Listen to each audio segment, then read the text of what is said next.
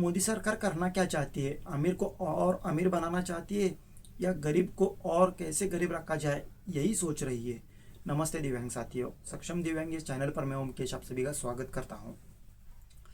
कल एक न्यूज़ पढ़ी, उस न्यूज़ पर वो न्यूज़ पढ़ने के बाद मेरे मन में यही सवाल पैदा हुआ कि ये जो 3.0 मोदी सरकार है, 3.0 मोदी सरकार मतलब जो तीसरी बार जीत कर आई है और एक हाथ से जीत कर आई है, और जो तीसरी बार अपने देश में पहली बार हुआ है ऐसे इतिहास में कि तीसरी बार एक ही इंसान पीएम बन चुका है। और ये सरकार इतनी अच्छी चलाते हैं, इसलिए ही इस जनता ने मतलब अपने भारत के जनता ने इनको जिता कर लाया है। तो ये ऐसे क्यों सोच रहे हैं, यही मेरे मन में सवाल आया कि इनको सिर्फ अमीर को और अमीर बनाना है और गरीब को और कैसे गरीब रखा जाए, यही इनकी सोच है क्या, ये लग रहा है अभी मुझे।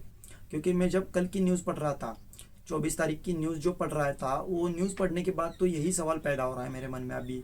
और मेरा मन विचलित हो रहा है क्योंकि ये कैसे हो सकता है, ये कैसे पॉसिबल है कि ये क्यों हो रहा है? क्योंकि उनको जिनको ज़रूरत नहीं है उनको सरकार देने में आगे दौड़ रही है, और जिनको नहीं, जिनको देना चाहिए, जिनको जल्दी से जल्दी देना चाहिए, मदद करनी चाहिए या उनको सहायता करनी चाहिए, उनके पास तो सरकार देख भी नहीं रही है।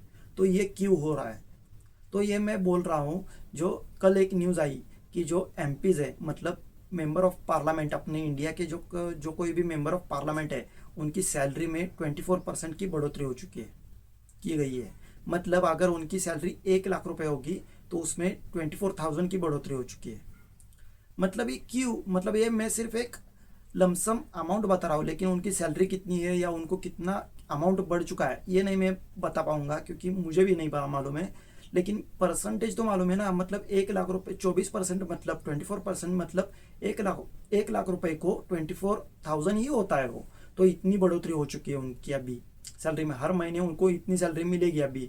तो इनको भी मिलेगी, और जो पहले मेंबर ऑफ पार्लियामेंट रह चुके हैं मतलब जो रिटायर हो चुके हैं, जो अभी चुनाव नहीं लड़ाते हैं, चुनाव में आते नहीं है, उनको भी, या चुनाव हार चुके हैं मतलब एक बार वो एमपी रह चुके हैं, मेंबर ऑफ पार्लियामेंट रह चुके हैं, और वो अभी फिर से खड़े नहीं हो रहे, तो उनको भी, या हारे हुए हैं उनको भी, उनकी पेंशन में भी 24% की बढ़ोतरी हो चुकी है।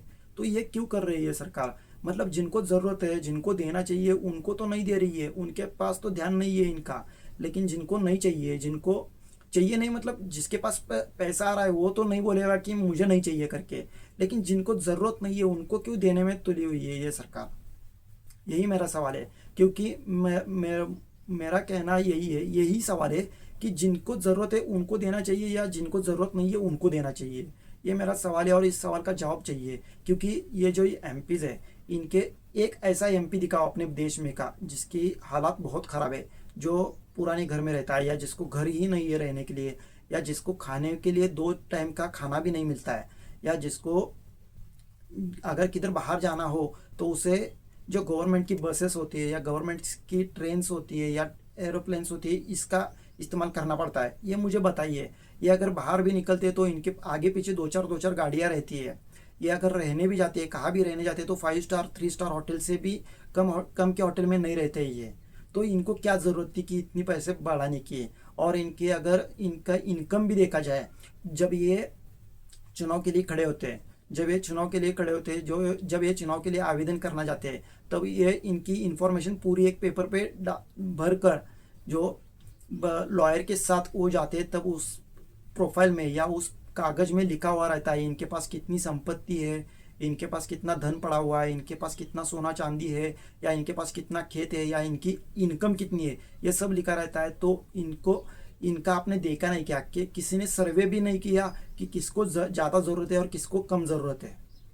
मतलब ये 24% बढ़ाने का मोटिव क्या था, ये मुझे समझ नहीं आया। क्योंकि दिव्यांगों का जब से मोदी जी सत्ता में आ चुके हैं, जब से मतलब 2014 से आज 2025 चालू है, मतलब 11 साल हो चुके हैं, अभी 11 साल होने को आए, तभी से एक बार भी दिव्यांगों की पेंशन बढ़ाई नहीं है।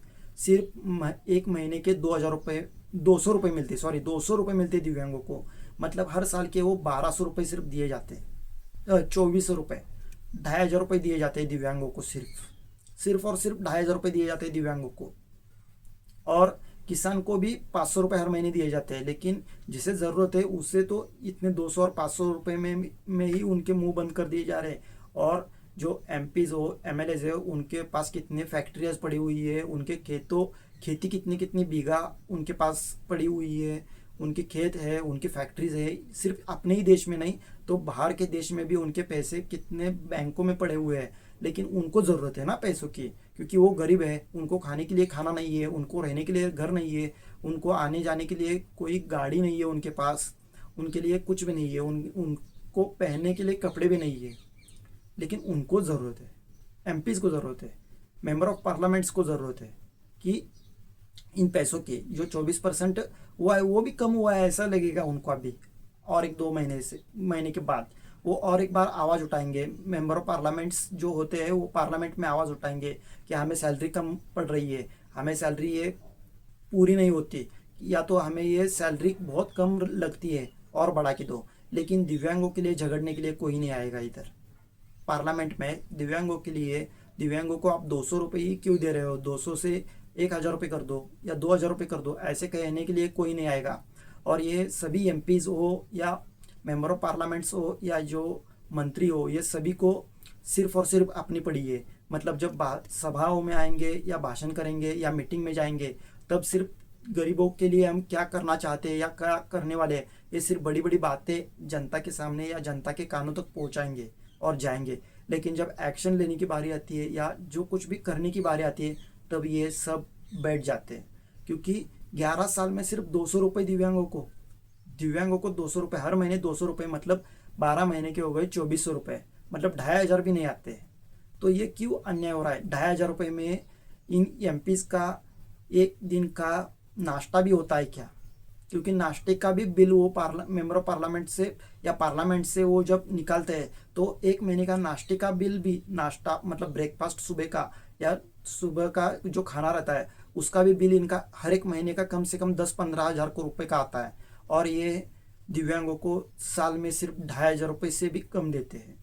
तो इनका 10,000 में महीने का खाना नहीं हो पाता, तो दिव्यांगों का 2,500 रुपये में साल भर वो जिंदा कैसे रहता है, इसकी भी सोच ये सरकार क्यों नहीं कर पा रही है? ये भी इनके मन में क्यों नहीं आ रहा है सवाल कि दिव्यांग कैसे जी रहे होंगे, दिव्यांग क्या करते होंगे? और ये मेंबर ऑफ पार्लियामेंट हो या अन्य कोई भी लोग हो, इनके पास 2 हाथ है, 2 पैर है, 2 आंखें है, 2 कान है, सभी चीज़ें से ये सक्षम है और ये कुछ भी काम दे दो इनको ये कर सकते हैं। लेकिन एक दिव्यांग के पास एक आधा हाथ नहीं है, एक आधा पैर नहीं है या आंखें नहीं है, दिख नहीं सकता है या घर के बाहर भी नहीं निकल सकता, तो वो कैसे काम कर रहा होगा और वो अपना घर कैसे चला रहा होगा? यही सवाल इनके मन में क्यों नहीं आता है, जो दिव्यांग के मन में है या जो दिव्यांग के हालात है या जो दिव्यांग के जो कुछ भी मुसीबतें वो झेल रहा है, वो इनको क्यों नहीं दिखाई दे रही है?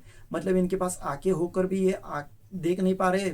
मेंबर ऑफ पार्लियामेंट हो या जो भी जिम्मेदार आदमी जो उधर पार्लियामेंट में बैठा है, इनको दिखाई नहीं दे रहा है या इन्होंने आंखें जानबूझकर बंद कर दी है? यही सवाल अभी ये कल की न्यूज़ पढ़ने के बाद मेरे मन में आ रहा है।